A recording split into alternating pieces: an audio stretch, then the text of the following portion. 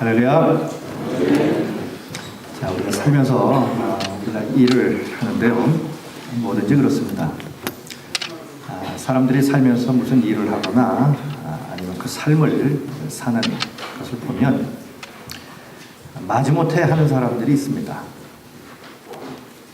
마지못해 하는 사람들 보면 참 보는 사람도 힘들고 답답하죠. 그리고 뭐든 열심히 하는 사람이 있습니다. 아무튼 열심히는 합니다. 그런데 문제는 열심히는 하는데 본인은 행복하지가 않아요. 본인은 즐겁지가 않습니다. 그냥 죽도록 일만 하는 거죠. 그보다 조금 난 사람은 이제 즐기면서 하는 사람입니다. 일을 즐기면서 하는 사람. 이제 재밌어서 하는 거죠. 그런데 그거보다 좀 차원이 좀 높은 사람, 그 사람은 누리는 사람입니다. 누리는 사람. 그 일을 통해서 내가 세상의 것을 누리며 사는 사람. 이 사람이 가장 삶을 하나님께서 우리를 향하여 갖고 계시는 가장 하나님의 뜻에 근접해 사는 사람입니다. 자, 오늘도 우리 하나님께서 우리에게 귀한 예배를 주셨습니다. 억지로 오신 분도 안 계시겠죠. 또 열심히 시간 쫓겨서 달려오신 분도 계시고요. 그런데 보니까 그냥 열심히 쫓아왔다가 끝나자마자 또 열심히 가버리시는 이런 분도 또 계실 것 같고요. 또 그냥 즐기시는 수준, 이런 수준의 신앙생활 하시는 분도 계실 것 같고. 그러나 정말 우리가 해야 할 것은 누리는 것입니다. 오늘 하나님께서 오늘 이 예배를 통해서 우리에게 주시고자 하시는 하나님의 은혜와 하나님의 복 누리시길 축원드리겠습니다. 그래서 오시면서요, 기대감을 가지고 오셨으니까 가실 때 기대감 그 이상으로 하나님께서 부어주시는 것 충만히 채워서 가셔야 됩니다. 자, 우리가 이 역사를, 어느 나라든 역사를 보면 거의 뭐 대부분 비슷한 역사의 흐름인 것 같지 않나 싶어요. 우리나라의 역사에도 보면 특별히 조선시대 때의 이 역사를 이렇게 보면 참 눈물 없이는 넘길 수 없는 그러한 이야기가 나오는 그런 역사가 있습니다. 특별히 조선 왕조의 이 이야기들을 이렇게 보면 정말 눈물 없이는 넘어갈 수 없는 그러한 부분들이 있어요. 그 중에 대표적인 것을 꼽으라고 하면 아마 단종의 이야기가 아닐까 싶습니다. 단종이라고 하는 사람은 세종의 손자죠. 그리고 그의 아버지는 문종입니다. 그리고 이 문종이 왕으로 있다가 이 문종은 2년밖에 왕을 못했습니다. 그리고 죽어버렸어요.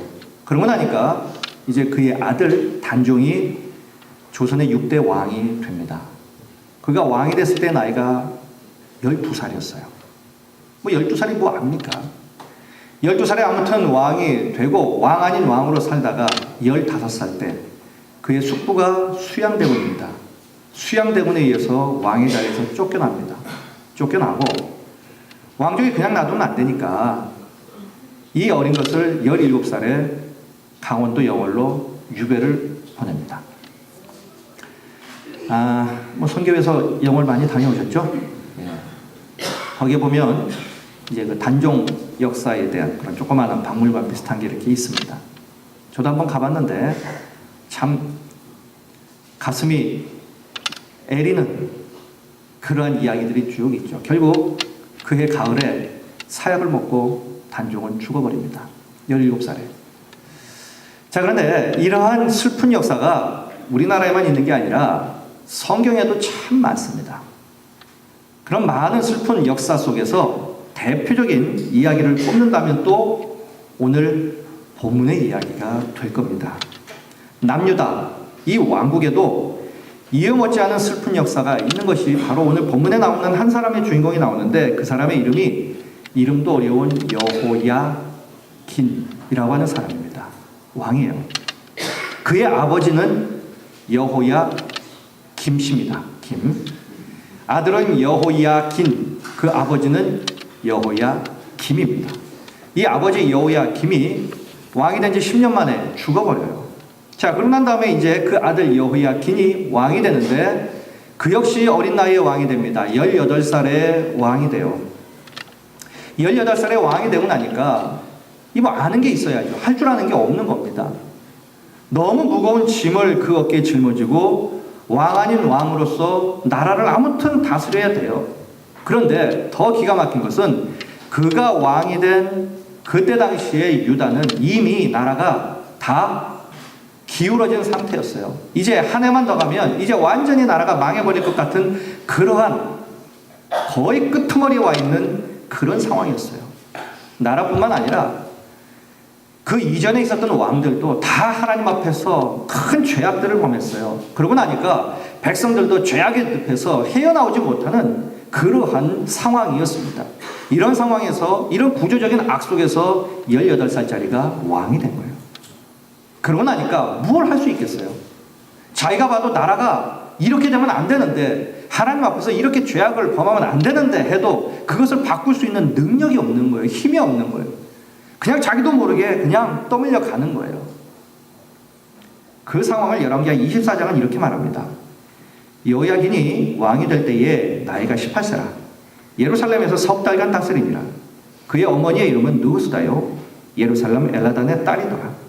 여호야긴이 그의 아버지의 모든 행위를 따라서 여호와께서 보시기에 악을 행하였더라. 역사는 이 여호야긴 18살짜리 왕을 뭐라고 말하느냐? 악을 행한 왕이라고 평가합니다.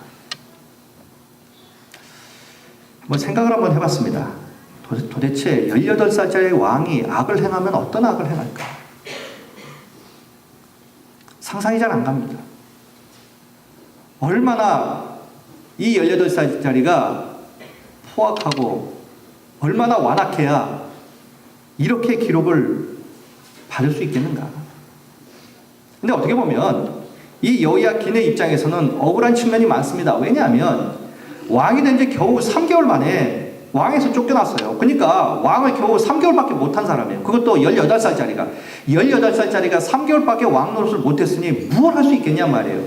비록 나라가 죄악으로 가득 찼어도 자기가 무언가를 바꿀 수 있는 시간도 없었고 기회도 없었고 여건도 못 되었단 말이에요. 그런데 역사는 그를 가리켜서 그의 아버지처럼 악을 행했다 이렇게 말합니다. 그가 왕이 된 지 꼭 3개월 후에 그가 왕일 3개월밖에 못했다는 이유는 그 북쪽에 대제국 바벨론 느부갓네살 왕이 이 유다를 침공을 합니다. 엄청난 대군이 밀려오니까 이 18살짜리 왕이 할 수 있는 게 아무것도 없는 거예요. 가만히 생각해보니까 이러다가는 다 죽어버리겠다. 차라리 항복이나 하면 목숨이라도 건지겠다 싶어서 스스로 항복을 해버립니다. 살려줄 줄 알고. 그런데 느부갓네살 왕은 이 여호야긴 18살이 왕을 그리고 또 백성들을 다 바벨론으로 노예로 끌고 가버립니다. 다 끌고 가요. 자, 여호야긴을 끌고 가고 백성들을 끌고 가니까 유다 땅에는 사람들이 남아있는 사람이 있고 아무튼 뭔가 왕이 있어야 되잖아요. 그러니까 느부갓네살 왕이 이 여호야긴의 숙부, 그 당시의 이름이 맏다디아입니다. 맏다디아의 이름을 바꿔요. 시드기야로 이름을 바꿔줍니다. 그리고 유다의 꼭두각시 왕으로 그냥 세워놔요. 그리고 통치를 느부갓네살이 합니다. 자, 이제 이 여호야긴은 바벨론으로 끌려갑니다. 끌려가서 무려 37년 동안 감옥에서 삽니다. 37년 동안 감옥살이를 하는 거예요. 그는 한 나라의 왕이었습니다. 비록 3개월밖에 못했던 왕이지만 그는 왕이었어요. 18살밖에 안 됐지만 그래도 그는 왕이었어요. 그런데 끌려갑니다. 감옥에 들어가요. 감옥 생활합니다. 더 이상 그 누구도 여호야긴을 왕으로 존경해 주는 사람은 아무도 없어요. 그 누구도 그가 유다라고 하는 그 나라의 왕이라고 하는 것을 기억해 주는 사람은 아무도 없습니다. 그에게 와가지고 당신은 이제 석방될 것입니다. 당신의 나라로 다시 돌아가서 당신이 다시 왕이 될 것입니다. 그 누구도 희망을 얘기해 주는 사람이 아무도 없는 거예요. 그냥 감옥에서 잊혀진 존재로 끝나는 거예요. 그렇게 한 해, 두 해, 10년, 20년, 30년 그의 인생은 가는 거예요. 인생 끝난 거죠. 희망이 없는 거죠. 자, 그런데 그렇게 감옥에서 1년, 2년 보내다가 11년쯤 되니까 여호야긴이 29살이겠죠. 소식이 하나 들려옵니다. 보니까 그나마 명맥마저 유지했던 유다가 완전히 망해버려요. 성전도 빼앗기고 다 무너지고 예루살렘 도성도 다 무너져버리고 다 폐허가 되었습니다. 그 소식이 감옥에 있던 여호야긴, 명색이 왕이죠. 그에게 들려요. 그래도 자기가 왕인데 이제 돌아갈 곳이 없는 거예요. 그래도 감옥에 있지만 그나마 나라가 있으니까 언젠가는 내가 돌아가겠지라고 생각했는지도 모르겠어요. 이제 그나마 그 희망도 사라져버린 거예요. 가슴이 저미는 겁니다. 칼로 심장을 도려내는 듯한 그런 아픔이죠. 그뿐 아닙니다. 그와 함께 포로로 끌려간 이 백성들, 그도 역시 가슴이 미어지는 거예요. 이제 돌아갈 나라가 없는 거예요. 왕이라고 끌려왔는데, 왕이라고 감옥에서 얼굴도 못 보고 이제 잊혀진 사람으로 끝났고, 나라도 이제 완전히 이제 지구상에서 사라져버렸고, 백성은 백성대로, 왕은 왕대로, 이제 슬픔 다 이제 희망은 다 사라지고 오직 슬픔 속에서 처참한 나날을 하루하루 보내는 것뿐이에요. 이들의 이런 슬픈 마음, 그 상황을 시편 137편은 이렇게 노래를 합니다. 우리가 바벨론의 여러 강변 거기에 앉아서 시온을 기억하며 울었도다.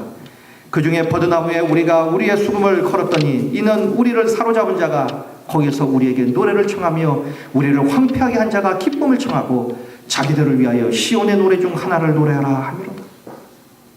이게 말이 됩니까? 왕이라고는 감옥에 갇혀서 이제 끝났고 그나마 나라도 돌아갈 나라도 없이 이제 다 망해버렸고 그래서 바벨론 강가에 앉아가지고 그들을 우는 거예요. 야, 이러다가 우리 인생 끝나는 거야. 희망도 사라졌고 이제 하루하루 사는 것이 죽지 못해 사는 그런 삶을 살면서 슬픔 가운데 있는 거예요. 그런데 바벨론 사람들이 와서 하는 얘기가 너희들이 버드나무에 걸어놨던 그 수금, 그 악기를 가지고 우리를 위해서 노래를 하라. 기쁜 노래를 부르라는 거예요. 노래가 나오겠습니까? 그래도 노예니 부르라니 불러야죠. 기쁜 노래를 부르지만 그들이 기쁘겠어요? 입으로는 기쁜 노래가 나오겠지만 그들의 심령에서는 눈물이 나겠죠. 시온의 노래 중 하나를 불어라. 고향 생각이 얼마나 나겠습니까? 자, 그런데 이런 슬픈 이야기가 나중에 어떻게 되었느냐? 그냥 그 슬픈 이야기로 시작해서 슬픈 이야기로 끝났는가? 그게 아니라는 거예요. 이 슬픈 이야기가 나중에 소망의 이야기로 바뀌더라는 겁니다. 그 반전을 보여주는 것이 바로 오늘 본문의 내용입니다. 자, 여호야긴이 이제 포로가 되어서 감옥에 갇힌 지 37년이 되는 그 어느 시점에 그러고 나니까 그가 벌써 55살이 되는 거예요. 18살에 끌려왔으니까 37년을 감옥에 갇혀 있었으니 55살이 되는 거예요.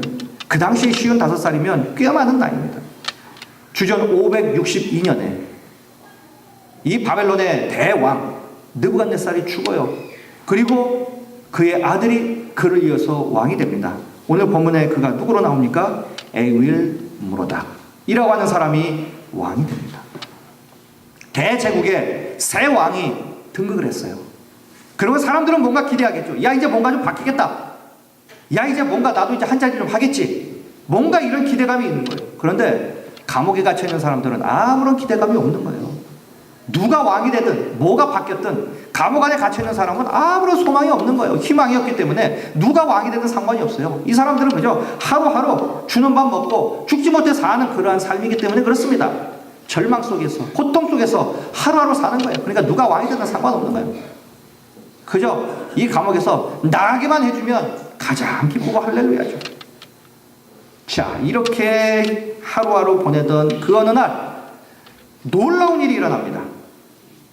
그것은 바로 여호야긴이 석방이 되는 거예요. 그런데 단순히 석방만 된 것이 아니었습니다. 감옥 안에 가만히 있는데 갑자기 사람들이 오더니만 그를 끄집어냅니다. 그러더니 그를 깨끗이 씻겨요.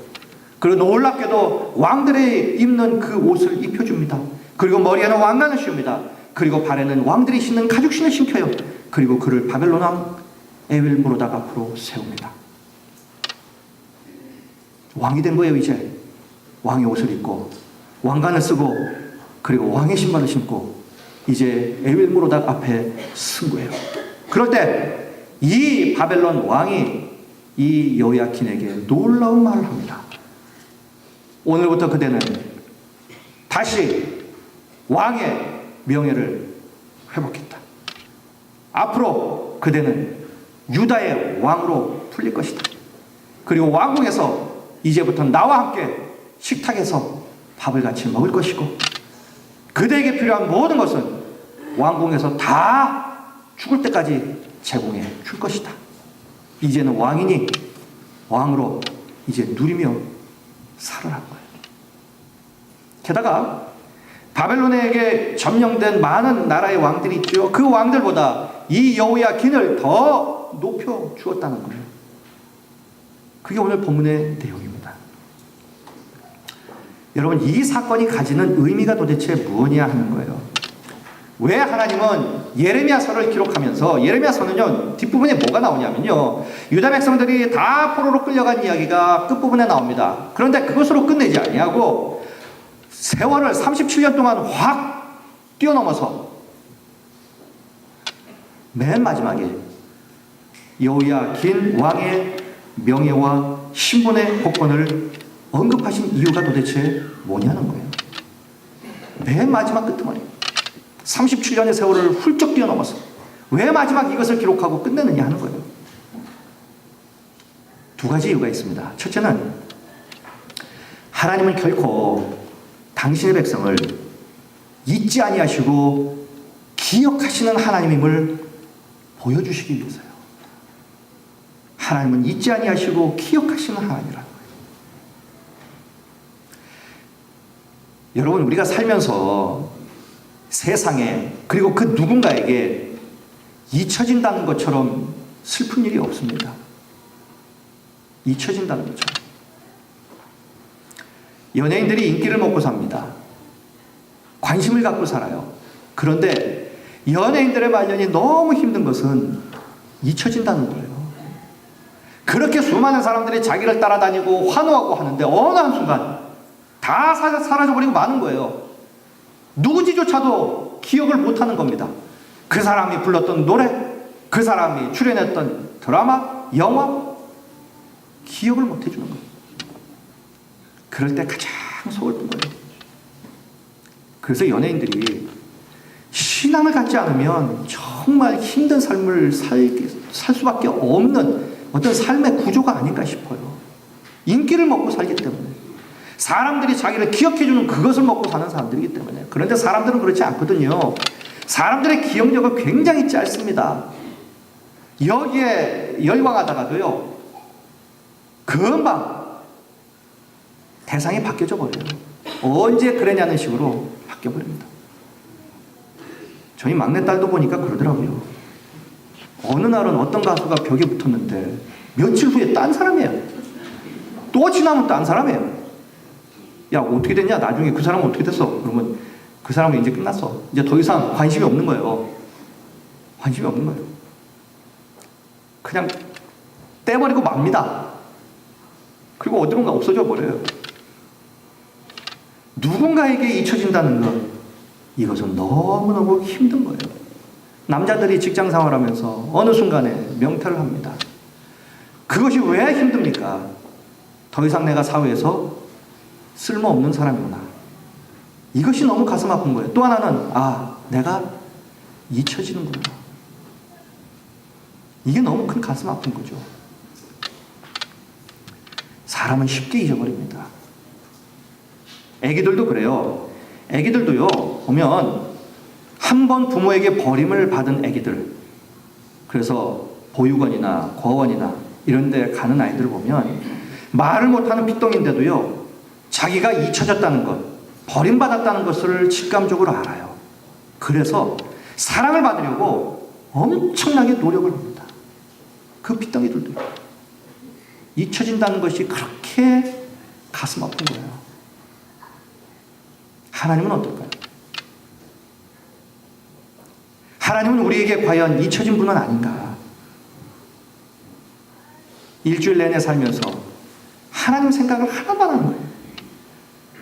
우리에게 있어서 하나님은 잊혀진 분이니까, 하나님의 가만 보니까 내가 사랑하는 저 자녀들, 저 생각과 저 심령과 저 삶 속에 내가 없는 거예요. 내가 잊혀져 버린 거예요. 하나님이 얼마나 가슴 아프시겠어요. 그래서 사람들은 잊혀지지 않으려고 발버둥을 칩니다. 그런데 성경은 하나님을 가리켜서 뭐라고 정의를 하냐면, 하나님은 기억하시는 하나님이라. 잊지 아니하고 기억하시는 하나님. 오늘 본문에 나오는 이 여호야킨, 감옥에서 37년을 보냅니다. 지금처럼 감옥이 아니에요. 지하 감옥, 사람 이하의 삶을 사는 그런 곳이에요. 그 누구도 찾아주지 않는 그 지하 감옥에 37년을 있었던 그 여호야킨도 다른 사람들은 다 잊었지만 하나님은 기억하고 계셨다는 거예요. 그가 그곳에서 하루하루 죽지 못해 사는 인간 이하의 삶을 살고 있는 그를 하나님은 기억하고 계셨어요. 끝까지. 하나님은 이처럼 기억하시는 분이에요. 여러 곳에서 하나님은 기억하셨다 이런 말이 많이 나와요. 창세기도 보면요, 그렇습니다. 노아의 방주가 있죠. 그 노아의 방주에 이 노아의 가족들이 들어갑니다. 그때 노아의 가족들을 하나님은 기억하셨다 말이에요. 뿐만 아니라 요셉이 팔려나갑니다. 노예로 팔려요. 감옥에까지 떨어집니다. 그럼에도 불구하고 하나님은 요셉을 잊지 아니하고 기억하셨다 이렇게 말씀하세요. 애굽의 왕자로 있다가 애굽 사람을 죽이고 실에 빠져서 미디안 광야에서 40년 동안 잊혀진 사람으로 살았던 그 모세 역시 하나님은 잊지 아니하고 기억하고 계셨던 거예요. 하나님은 당신의 사랑하는 자녀가 어느 상황, 어느 처지, 어떤 일을 당해도 사람들은 다 잊는다 하더라도 하나님은 잊지 아니하고 끝까지 기억해 주시는 분이라는 거예요. 이런 하나님에 대해서 이사야서 49장은 이렇게 말합니다. 오직 시온이 이르기를 여호와께서 나를 버리시며 주께서 나를 잊으셨다 하였거니와 여인이 어찌 그 젖먹는 자식을 잊겠으며 자기 태에서 난 아들을 긍휼히 여기지 않겠느냐. 그들이 혹시 잊을지라도. 부모는 자식을 잊을 수 있어요. 그러나 나는 너를 잊지 아니할 것이다.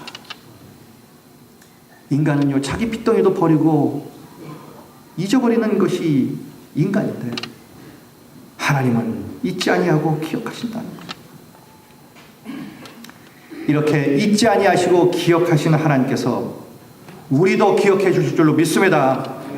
세상에 그 누구도 나를 기억 못한다 할지라도, 나를 잊혀진 사람으로 취급해도 하나님만큼은 나를 기억해 주시는 분이에요. 하나님은 한순간도 우리를 잊으시는 법이 없다는 거예요. 더구나 세상은요, 비정하게도요, 대상에 따라서 기억력이 다릅니다. 세상은 사랑의 기억력이 없어요. 세상은 오직 증오의 기억력만 있어요. 미움의 기억력만 있습니다. 그렇죠. 미움이라는 감정은 오래 지나도 잊혀지지 않아요. 나를 섭섭하게 했던 사람, 그것은 평생 갑니다. 원한 절대로 잊지 않습니다. 오래 갑니다. 죽을 때까지 갑니다. 아니, 대를 이어서 갑니다. 제가 영화 중에 어느 장르의 영화를 좋아하느냐 그러면 저는 중국 영화를 대단히 좋아합니다. 중국 영화의 패턴은 똑같아요. 원한을 갚는 겁니다.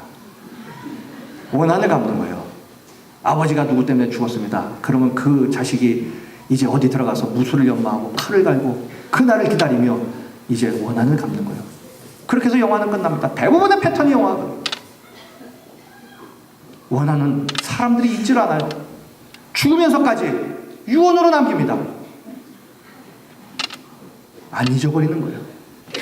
못 잊는 겁니다. 갚아야 되니까요. 그런데 사랑이나 은혜는 너무 쉽게 잊어버려요. 하나님께서 그렇게 많은 것을 우리에게 부어주셨어도 우리는 하나님을 향하여 말합니다. 언제 주셨습니까? 뭘 주셨어요? 내가 다 했는데. 잊어버립니다. 사람도 그래요. 결혼기념일이 오고 생일이 오고 해마다 때마다 줘도 뭘 줬냐고 그럽니다. 언제 뭘 줬는지 기억도 못해요. 사람은 그래요. 잊어버립니다. 잊어버릴 거는 안 잊어버리고 잊지 말아야 할 것은 너무너무 쉽게 잊어버리고 사는 거예요.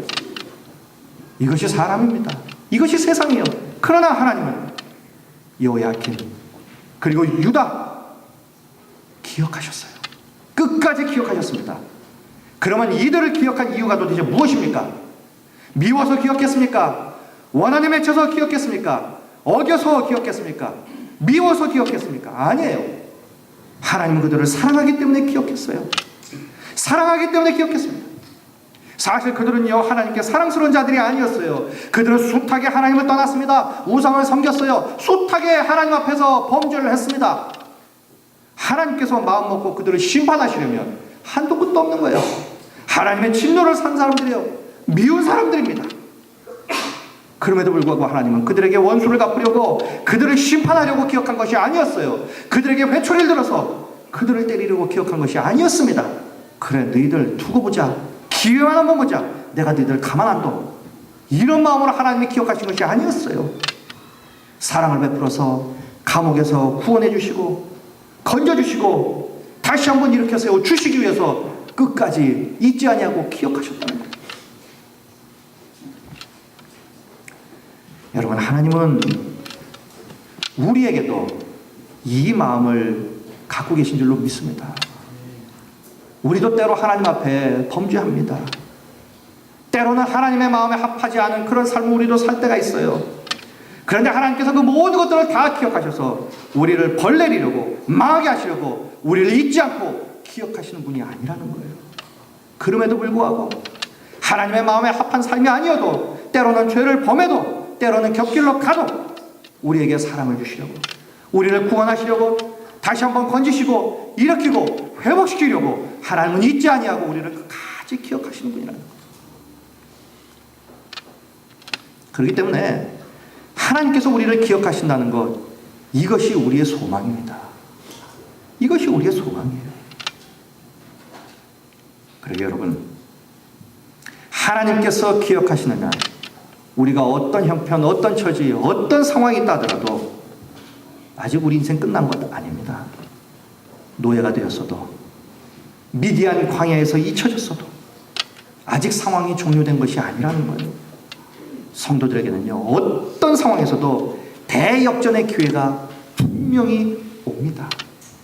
성도들의 구애말 공격은요, 하나님께서 놓지 않는 한 끝난 것이 아니에요. 언제까지요? 이길 때까지 끝난 것이 아니에요. 때로는 하나님의 은혜가 멀어진 것 같아요. 없는 것 같아요. 끊어진 것 같아요. 끊어진 것이 아닙니다. 잠시 유구한 것뿐이지 결코 끊어지거나 취소된 것이 아니라는 거예요. 그렇기 때문에 힘들어도요, 어려워도 포기하지 마십시오. 하나님이 끝이라 말씀하시기 전까지는 아직 끝이 아니기 때문입니다. 자, 그러므로 두 번째, 오늘 본문은 우리에게 회복시키는 하나님을 말씀합니다. 하나님은 우리를 잊지 아니하시고 기억하시는 하나님 뿐만 아니라 하나님은 회복시켜 주시는 하나님이라는 것을 오늘 본문을 통해서 우리에게 교훈합니다. 하나님은 이 여호야킨 그리고 백성들을 기억만 하신 것이 아니었어요. 구체적으로 그들의 삶 가운데 이제 행동하십니다. 행동하시고 그들을 회복시켜요. 감옥에서 나오게 하시고 명예를 회복시켜줍니다. 다시 왕으로 회복시켜줍니다. 그리고 하나님께서 예레미야를 통해서 약속하셨던 것처럼 그 백성들을 다시금 그들의 나라로 돌아오게 만들어 줍니다. 그것이 예레미야 29장 10절 이하에 나오는 말씀이에요. 여호와께서 이와 같이 말씀하시니라. 바벨론에서 70년이 차면 내가 너희를 돌보고 나의 선한 말을 너희에게 성취하여 너희를 이곳으로 돌아오게 하리라. 여호와의 말씀이니라. 너희를 향한 나의 생각을 내가 아나니 평안이요 재앙이 아니니라. 너희에게 미래와 희망을 주는 것이다 말합니다. 하나님께서 그들에게 약속하신 그대로 하나님은 회복의 첫 단계로 여호야킨을 복권시켜 줬어요. 유다의 왕으로 다시 회복시켜 주시고 일으켜 세워 주셨습니다. 자, 그런데요, 이 유다의 왕의 회복은요, 영적으로 매우 중요한 어떤 상징성을 가지고 있어요. 그래서 그것이 신약의 예수님의 사건으로 이어집니다. 잘 아시다시피 예수님이 십자가에 달리셨을 때에 그 십자가 위에 명패 하나가 붙었어요. 거기에 뭐라고 써 있냐면 유대인의 왕 예수 이렇게 써 있어요. 그 유대인의 왕이 죽었습니다. 사람들은 유대인의 왕이 죽었다라고 생각을 했어요. 그런데 그 왕이 다시 회복됩니다. 어떻게 해요? 죽은 지 3일 만에 부활하신 거예요. 유대인의 왕이 회복된 겁니다. 그리고 그분의 이 부활하신 사건 이후에 단지 유대인의 왕이 된 것이 아니라 만왕의 왕이 되셨어요. 예수님의 부활로 절정에 이른 이 회복의 복음, 이 회복의 복음을 제자들이 팠습니다. 그리고 제자들이 다니면서 온 세상에 다니면서 이 복음을 선포합니다. 지금도 이 회복의 복음은 곳곳에 전해집니다.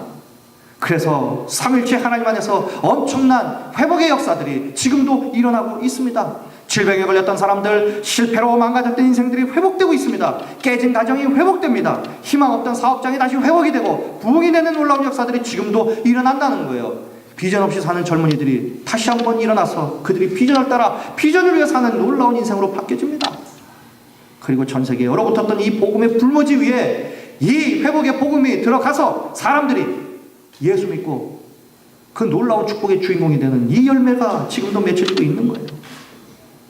그러게 여러분, 이 회복의 복음의 능력을 강하게 믿으시길 축원드리겠습니다.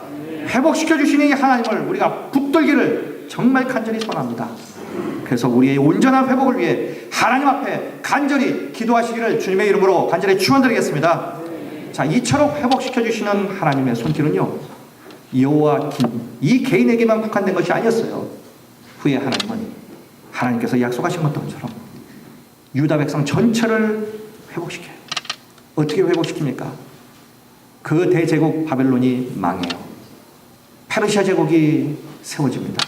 그리고 페르시아 제국의 이 고레스 왕이 칙령을 내려요. 그러면서 유다 백성들에게 다 네 나라로 돌아가도록 합니다. 70년 만에 본국으로 돌아와요. 이 유다 백성들의 귀환에 대해서 역대하 36장은 이렇게 말합니다.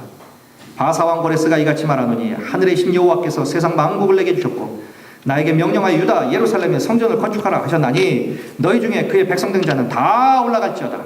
너희 하나님 여호와께서 함께 하시기를 원하노라. 참 이방인의 왕이 하나님의 은혜 가운데에 그 백성들을 축복하며 본국으로 돌려보내는 거예요. 누가요? 이방인의 왕. 하나님은 이렇게 회복시켜 주시는 거예요. 이 놀라운 일을 이루신 분 하나님입니다. 그래서 지금도 하나님은 우리를 싸매시고 회복시켜 주세요. 그래서 이사야서 30장 26절은 이렇게 말합니다. 여호와께서 자기 백성의 상처를 싸매시며 그들의 맞은 자리를 고치시는 날에는 달빛은 햇빛 같겠고 햇빛은 7배가 되어 7날의 빛과 같으리라. 달빛이 햇빛처럼 된답니다.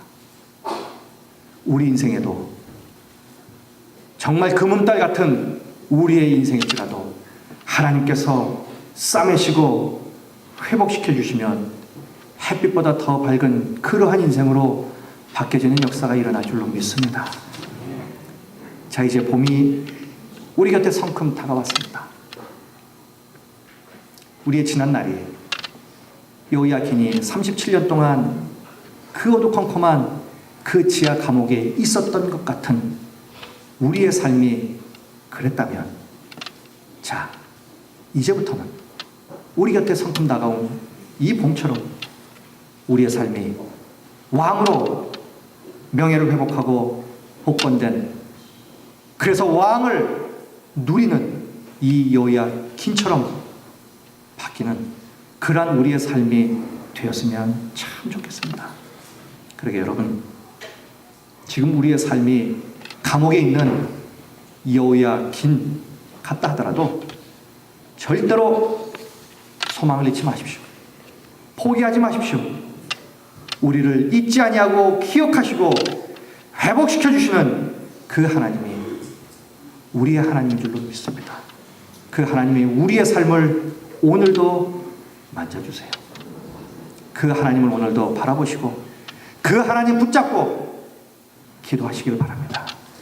그리하여 새봄에는 우리의 개인과 우리의 가정과 우리의 생업이 부흥이 되어서 회복되시기를 주님의 이름으로 간절히 축원드리겠습니다. 그래서 우리의 남은 생애에 하나님이 기억하시고 회복시켜 주셔서 처음 되고 나중이 되지 아니하고 머리가 되고 꼬리가 되지 않는 은총이 우리의 평생의 삶에 넘치시기를 다시 한번 주님의 이름으로 간절히 축원드리겠습니다. 기도하시겠습니다.